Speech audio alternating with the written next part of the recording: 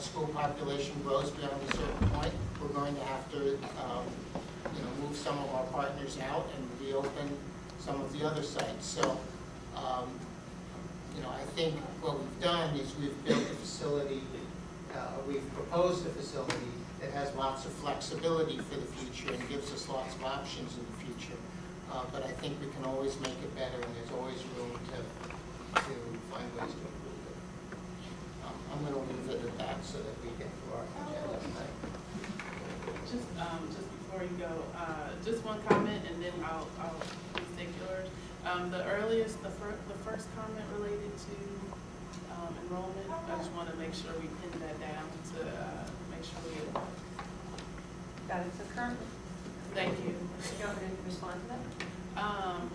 Or that, and or reassure the board that there's a. Why don't we bring that back to our... So, yeah, that's fine, because I think just to, so it doesn't, but I think just to have some focus on it. Thank you. Thank you. Thank you. So, if you have comments. Yeah, real quick. Thank you.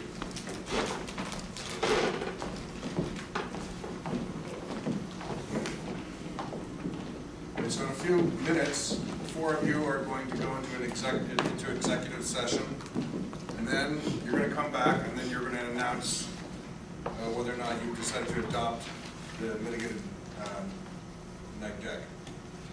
One thing was said here that causes me a lot of concern before you go, into your executive session. And that was from Mr. Simon. Now, Mr. Simon is probably, I would say, it's my opinion, probably the most knowledgeable of the four of you about this project. Maybe not. That's my impression. So it concerns me when Mr. Simon referred to the 53rd Street Greenway as the 53rd Street Green Path, is what you called it. That tells me that the four of you are unaware of the general plan and its provisions to have a 53rd Street Greenway, 47th Street Green Street, and then the entire pedestrian priority zone. So the lack of familiarity here, because this project will absolutely, I don't care what LSA says, we'll make it to we cannot have the 53rd Street Greenway because of the dimension problem I mentioned before. But that's not, I don't want to go into that again. I just wanted to say it concerns me that there's a lack of familiarity by the four of you for nothing else, the 53rd Street Greenway. It's a very critical connection that we need to build in Emeryville. And the fact you don't even know that it's called the Greenway causes me concern. Because you're getting ready to go in there right now, and obviously you're unaware of the Greenway, and it's a really important thing.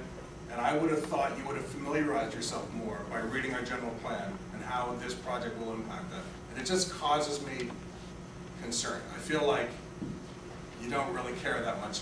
What you care about is this project. You don't care about the 53rd Street Greenway. It just causes me concern.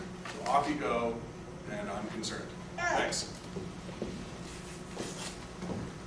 And just because I opened it back up, are there additional public comments? Okay, thank you. Thank you for letting me make the comment. Sure thing. I know now that we've concluded comments. Are there any other board comments? I'll just make one comment in regards to that comment that was just made from the public. I think the board is very familiar with the general plan. With the general plan. I actually sat on the general plan committee for 4 years, so I'm very familiar with the general plan. Do you know it's called the Greenway? Please. So I know now we're going into the next item. That's correct. All right, great. All right. So this is a discussion of sublease of ECCL site from the city of Emeryville. The purpose of this item is for the board to consider approving the proposed sublease of the ECCL site from the city of Emeryville. Paul Thompson is here, our general counsel from Fagan, Freeman, and Fulcroft, to answer any of your questions that you have regarding the sublease. In order for us to, if you recall, in order for us to begin abatement activities with our contractor, we must the city must turn the property back over to us. So this sublease does that. So Paul, if you could answer any of the board's questions, or if they have any about regarding this? Absolutely. There is one thing I should point out, and this document's already come before you twice as part of the joint occupancy agreement discussion with the city. There's a provision in this document that during the term of this sublease, if there was any damage or destruction to the building, it would be the district's responsibility. And that's just a common lease term. Since we are going to be doing abatement and potentially demolition in the future, we do need to just clarify in that section that, intentional destruction of the building wouldn't create that liability. So if you do approve this document, hopefully it would be with direction, subject to final approval by staff and legal counsel, so we can make that cleanup change. I believe that was brought up by trustee Affeld at our first joint study session. So that would be amended to the document? It would be, you would be approving the document with essentially permission for us to change that one provision, just put in that clarification. It's in section 9. Page 3, section number 9. So probably the simplest way to do it is to approve it subject to section 9 of the was. We could do that. Yeah. I think that's probably the cleanest thing, just make sure that the division is. Are there any time issues if we do it that way? Well, not if you're actually approving it tonight. I mean, the next step that's going to happen with this document is it's on the city council's agenda tomorrow night. And so, they would want to know that the district has, in fact, approved the document. Again, what this document does, as Dr. Linda stated, it gives you the ability to start abatement work inside the buildings, which just simply needs to occur as lead paint and asbestos. Okay. So one way to do this would be to approve the whole document then subject to an amendment of section 9. So that we know that section 9 will come back to us Yeah, that's fine. And the city fully expects that, or, they're on board with making that revision too. So. So I think, let's see if there's other questions. Well, just so that, make sure I'm trying to keep my memory here. Trustee Geis and Simon, would it be possible for us to just make the amendment that says that this does not apply to demolition or abatement process? Just add that now to section 9. Would that be done, Mr. Thompson? As part of the I'm reluctant to edit legal documents from the podium. I mean, if staff has an amendment you want to put before us, the amendment's drafted already, but if the agreement hasn't been reached by the parties, I would just assume have the agreement come back. You Yeah. can't approve something that's not before us. You'd be approving the document as it exists right now, and then we'll make that minor change subsequently. So any board member comments related to this? This wouldn't preclude the city council from approving this tomorrow night, would it? Should not. So just before, are there any public comments related to this particular item E2?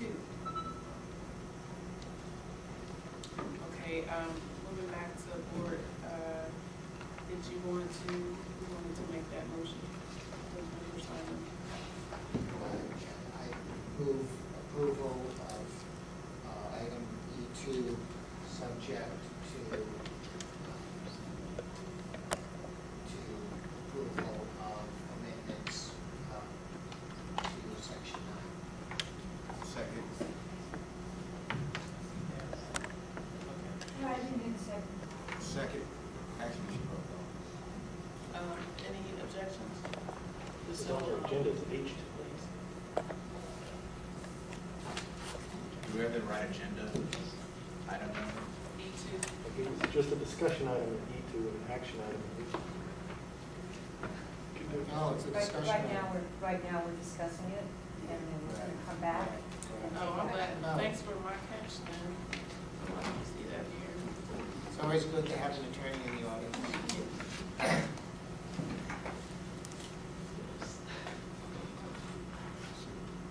Oh, that's an H2. Thank you for that. I appreciate that. Thank you.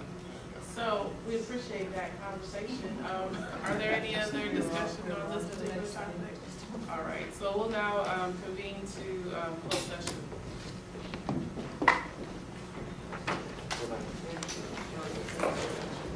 To bring us back into reconvene open session, and just to note for the public that our closed session does not cover deliberation for the previous items, just so you're aware and make sure you understand that.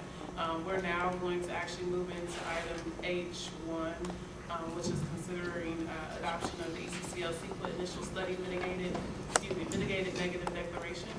And with this, I'd like to. Before we do that, should you do a report out? Oh yeah, that part. Sorry. This is summer break, remember? Yeah. So if please, Ms. Tamery, if you could please report out actions taken in closed session this evening. The board met with legal counsel and they anticipated litigation in one case, and there were no actions taken. Thank you, thank you, Dr. Lindo, for catching me there. So we'll now move on to item H1, consider adoption of ECCL CEQA initial study mitigated negative declaration. And at this time, board members, if you would, please, we should be, okay, we have everything, okay. Comments and thoughts, please. Well, I'll just open it up. First of all, I just wanted to